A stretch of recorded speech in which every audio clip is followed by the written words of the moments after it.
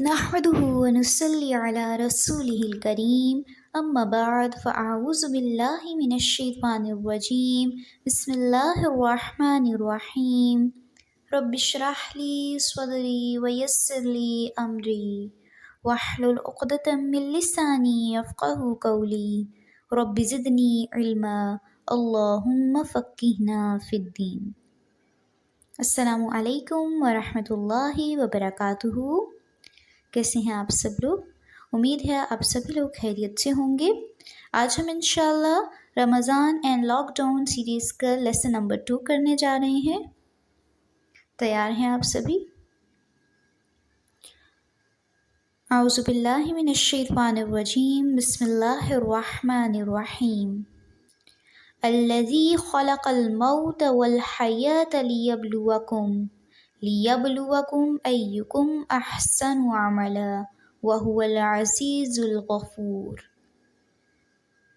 سورہ ملک آیت نمبر 2۔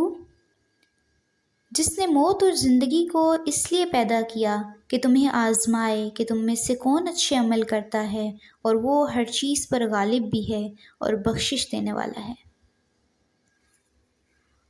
زندگی اور موت کا مقصد، یہاں پر اس آیت میں زندگی اور موت کا مقصد بیان کر دیا گیا کہ جس نے موت اور زندگی کو کس لیے پیدا کیا کہ تمہیں آزمائے۔ تو یہ زندگی جو ہے یہ آزمائش ہے، اس میں اللہ تعالیٰ ہمیں طرح طرح سے آزماتا ہے اور دیکھتا ہے کہ کون ہے جو اچھے عمل کرتا ہے اور کون ہے جو نیکی کی راہ کو چھوڑ دیتا ہے۔ اس لیے اللہ تعالیٰ سے دعا کرنی چاہیے کہ آزمائش کے وقت پہلی بات ہے کہ اللہ تعالیٰ ہمیں آزمائے ہی نہ، اور دوسرا یہ کہ اگر ہمیں آزمائش میں مبتلا کر بھی دے تو پھر ہمیں ایمان کی حالت میں اس آزمائش سے نکالے، کیونکہ بہت سے لوگ آزمائش میں جب مبتلا ہوتے ہیں تو اللہ سبحانہ و تعالیٰ کے ساتھ نعوذ باللہ کفر کرنا شروع کر دیتے ہیں، ناشکری شروع کر دیتے ہیں۔ تو اللہ تعالیٰ ہمیں اس چیز سے بچائیں، آمین۔ پھر آزمائش کا مقصد کیا ہوتا ہے کہ رجوع الی اللہ، یعنی اللہ سبحانہ و تعالیٰ کی طرف رجوع کرنا۔ سورہ الاعراف آیت نمبر 168 میں آتا ہے ترجمہ، اور ہم انہیں اچھے اور برے حالات سے آزماتے رہے کہ شاید وہ اللہ کی طرف پلٹ آئیں۔ پھر آزمائش کا ایک اور مقصد یہاں پہ کیا بیان ہوتا ہے کہ اللہ سبحانہ و تعالیٰ بندے کو کس لیے آزماتے ہیں کہ شاید وہ میری طرف پلٹ آئے، شاید وہ میری طرف رجوع کر لے۔ پھر آزمائش کا ایک اور مقصد کیا ہوتا ہے کہ ایمان کی حلاوت۔ نبی کریم صلی اللہ علیہ وآلہ وسلم نے فرمایا، کوئی بندہ اس وقت تک ایمان کی حلاوت محسوس نہیں کر سکتا جب تک وہ یہ نہ جان لے کہ جو تکلیف اسے پہنچی اس سے بچنا اس کے لیے ممکن نہیں تھا، اور جس تکلیف سے وہ بچ گیا وہ کبھی آ نہیں سکتی تھی۔ یہاں پر اس حدیث مبارکہ میں کیا بات سمجھ میں آتی ہے؟ ایمان کی جو اعلیٰ قسم ہے یا ایمان کا جو اعلیٰ لیول ہے وہ کیا ہے کہ اگر زندگی میں کوئی تکلیف آ جاتی ہے تو بندہ یہ سوچنا چھوڑ دے کہ ایسا کرتا تو یہ نہ ہوتا، اور پھر اگر وہ کسی تکلیف سے بچ گیا تو اس میں بھی اپنے آپ کو کریڈٹ نہ دے، بلکہ دونوں صورتوں میں وہ اللہ ہی کی طرف رجوع کرے، یعنی اللہ نے چاہا ہے تو تبھی یہ تکلیف مجھے پہنچی ہے، اور اللہ نے چاہا ہے تو تبھی میں اس تکلیف سے بچ نکلا ہوں۔ تو یہ ایمان کا ایک اعلیٰ لیول ہے، ایک اونچا درجہ ہے۔ تو اللہ تعالیٰ سے دعا کرنی چاہیے کہ اللہ تعالیٰ ہمیں ایمان کے اس درجے تک لے جائیں، آمین۔ جی، تو ہم لاک ڈاؤن کی بات کر رہے تھے، تو رمضان جو ہے وہ ہمیں کس چیز سے روکتا ہے؟ ٹھیک ہے، اب رمضان کیا لاک ڈاؤن کرتا ہے ہم پہ؟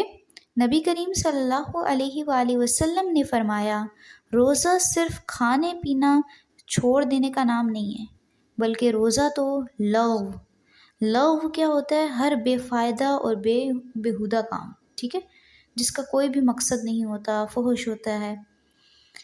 تو نبی کریم صلی اللہ علیہ وسلم نے کیا فرمایا کہ روزہ صرف کھانا پینا چھوڑنے کا نام نہیں، بلکہ روزہ تو لغو اور جنسی یعنی رفث، جنسی خواہشات پر مبنی حرکات اور کلام سے بچنے کا نام ہے۔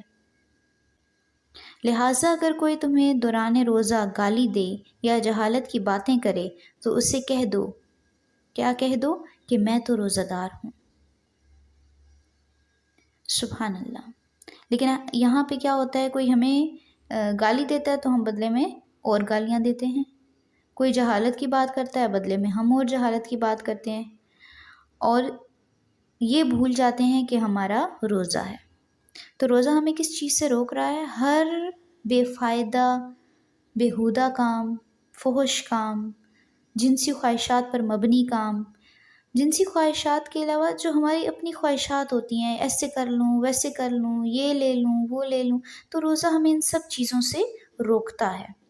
پھر گالی گلوچ سے روکتا ہے، جبکہ آپ نے غور کیا ہوگا کہ رمضان میں ہی زیادہ انسان کو غصہ آتا ہے، رمضان میں ہی وہ زیادہ فرسٹریٹ ہو جاتا ہے کہ بس مجھے اب بہت زیادہ غصہ آ رہا ہے، مجھ سے بات مت کرو، فرسٹریشن ہونے لگ پڑتی ہے۔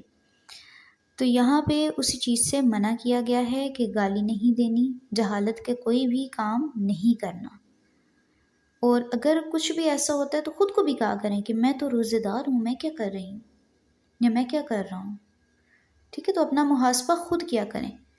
سیلف انالیسس کی بہت ضرورت ہے، کوئی دوسرا ہمیں بتائے تو ہمیں برا لگتا ہے، تو اس لیے بہتر ہے کہ ہم اپنا محاسبہ خود کریں۔ چلیں اب کچھ دیکھتے ہیں رمضان میں کرنے کے کام کہ ہم کریں کیا۔ تو سب سے پہلے رمضان میں اللہ سبحانہ و تعالیٰ سے تعلق کو مضبوط کرنا ہے، ٹھیک ہے؟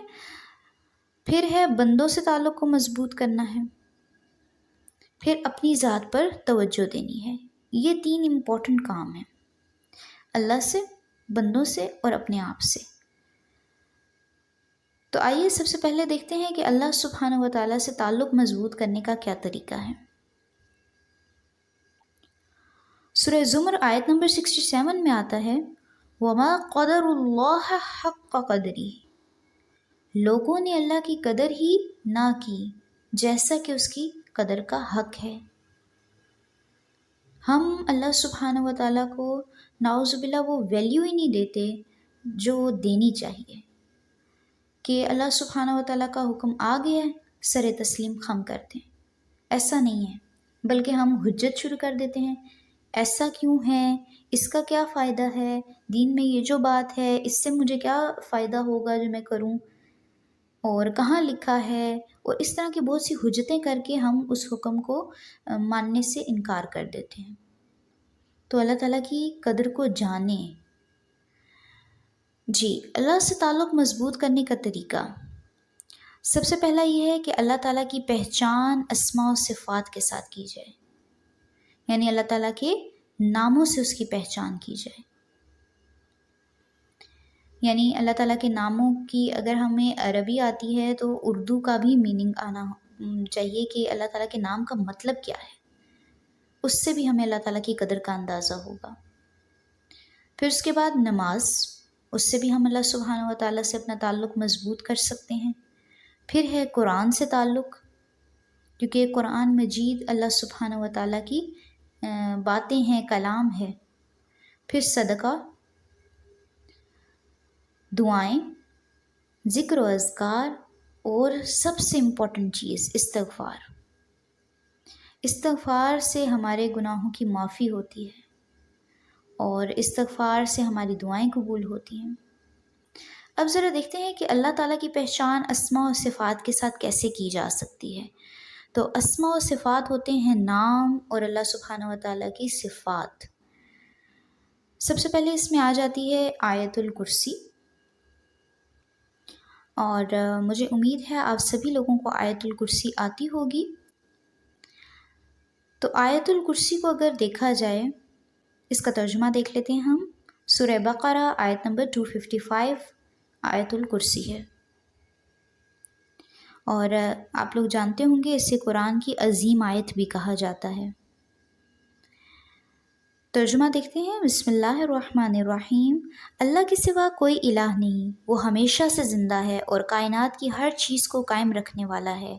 نہ اس پر اونگ غالب آتی ہے نہ نیند۔ آسمانوں اور زمین میں جو کچھ ہے سب اسی کا ہے۔ کون ہے جو اس کی اجازت کے بغیر اس کے حضور سفارش کر سکے؟ جو کچھ لوگوں کے سامنے ہے وہ اسے بھی جانتا ہے، اور جو ان سے اوجھل ہے اسے بھی جانتا ہے۔ یہ لوگ اللہ کے علم میں سے کسی چیز کا بھی ادراک نہیں کر سکتے مگر اتنا ہی جتنا وہ خود چاہے۔ اس کی کرسی آسمانوں اور زمین کو محیط کیے ہوئے ہے، اور ان دونوں کی حفاظت اسے تھکاتی نہیں۔ وہ بلند و برتر اور عظمت والا ہے۔ سبحان اللہ۔ اگر آپ آرام سے بھی اس آیت الکرسی کے ایک ایک حرف پہ غور کرتے جائیں، اس کے ترجمے پہ غور کرتے جائیں، تو انشاءاللہ ہم اللہ سبحانہ و تعالیٰ کی قدر کو جان جائیں گے۔ اللہ سبحانہ و تعالیٰ کی اہمیت ہوگی ہمیں کہ اللہ سبحانہ و تعالیٰ نے صرف یہ زمین آسمان نہیں بنائے، اللہ سبحانہ و تعالیٰ کی اور بہت سی اس میں صفات بیان ہوئی ہیں۔ تو اب جب آیت الکرسی کو پڑھیں تو پورے خشوع کے ساتھ سمجھ کر پڑھیں۔ آیت الکرسی قرآن مجید کی سب سے عظیم آیت ہے، جیسا کہ میں نے آپ کو بتایا۔ رسول اللہ صلی اللہ علیہ وآلہ وسلم نے فرمایا، جس نے ہر فرض نماز کے بعد مسنون اذکار کے ساتھ، مسنون اذکار کون سے ہیں؟ نماز پڑھنے کے بعد اللہ اکبر، سبحان اللہ، الحمدللہ پڑھنا، تو اس کے ساتھ آیت الکرسی پڑھی، اس کے اور جنت میں داخل ہونے کے درمیان موت کے علاوہ کوئی رکاوٹ نہیں۔ پھر اسی طرح جس شخص نے لا الہ الا اللہ کہہ لیا اور اس کے دل میں جو برابر بھی ایمان ہے، تو وہ ایک نہ ایک دن دوزخ سے ضرور نکلے گا، اور دوزخ سے وہ شخص بھی ضرور نکلے گا جس نے کلمہ پڑھا اور اس کے دل میں گیہوں کے دانے برابر خیر ہے، اور دوزخ سے وہ بھی نکلے گا جس نے کلمہ پڑھا اور اس کے دل میں ایک ذرہ برابر بھی خیر ہے۔ یہ بخاری شریف میں موجود ہے۔ تو پورے اخلاص کے ساتھ، پوری یکسوئی کے ساتھ لا الہ الا اللہ کی کثرت کریں اور آیت الکرسی پڑھیں فرض نماز کے بعد لازمی۔ پھر اللہ کا اسم اعظم قرآن مجید کی ان 3 صورتوں میں ہے، سورہ البقرہ، سورہ آل عمران اور سورہ طٰہٰ۔ پھر دیکھتے ہیں کہ نبی کریم صلی اللہ علیہ وسلم پریشان کن معاملہ میں اسم اعظم کے ذریعے اپنے رب کو پکارتے تھے۔ اب آپ لوگ پوچھے ہوں گے کہ اسم اعظم کیا ہے؟ رسول اللہ صلی اللہ علیہ وآلہ وسلم نے حضرت فاطمہ رضی اللہ تعالیٰ عنہ سے کہا، میری وصیت سننے کے بعد تمہیں کیا چیز روکتی ہے کہ تم صبح و شام یہ کہو، یا حی یا قیوم برحمتک استغیث اصلح لی شأنی کلہ ولا تکلنی الی نفسی طرفۃ عین۔ دوبارہ آپ کو پڑھا دیتی ہوں، یا حی یا قیوم برحمتک استغیث اصلح لی شأنی کلہ ولا تکلنی الی نفسی طرفۃ عین۔ ترجمہ دیکھ لیتے ہیں۔ اے زندہ اور قائم رہنے والے، تیری رحمت کے سبب سے فریاد کرتا ہوں کہ میرے سب کاموں کی اصلاح فرما دے، اور پلک جھپکنے تک کے لیے بھی مجھے میرے نفس کے حوالے نہ کر۔ سبحان اللہ، کتنی خوبصورت دعا ہے۔ اگر ہم یہ صبح صبح مانگ لیں تو پورا دن ہم اپنے نفس کی خواہشات سے بچ سکتے ہیں۔ تو پوری کوشش کرنی ہے کہ جو ہم ان لیسنز میں سیکھ رہے ہیں اس پہ ساتھ ساتھ عمل کریں۔ آپ چاہیں تو نوٹس بنا لیا کریں، دعا لکھ لیا کریں، تاکہ آپ کے لیے بھی آسانی ہو۔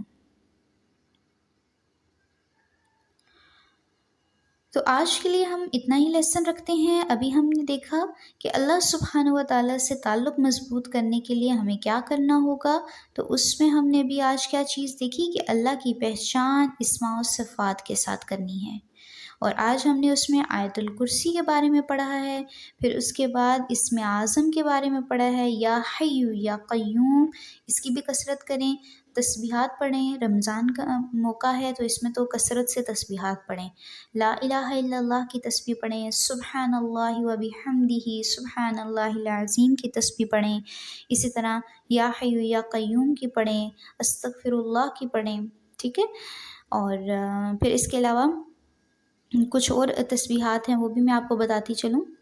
لا حول ولا قوت الا باللہ پڑھیں، پھر لا الہ الا انت سبحانک انی کنت من الظالمین پڑھیں، اللہ اللہ ربی لا اشرک بہ شیئا پڑھ سکتے ہیں، ٹھیک ہے۔ تو اس طرح کی بہت سی تسبیحات ہیں جو ہم پڑھ سکتے ہیں۔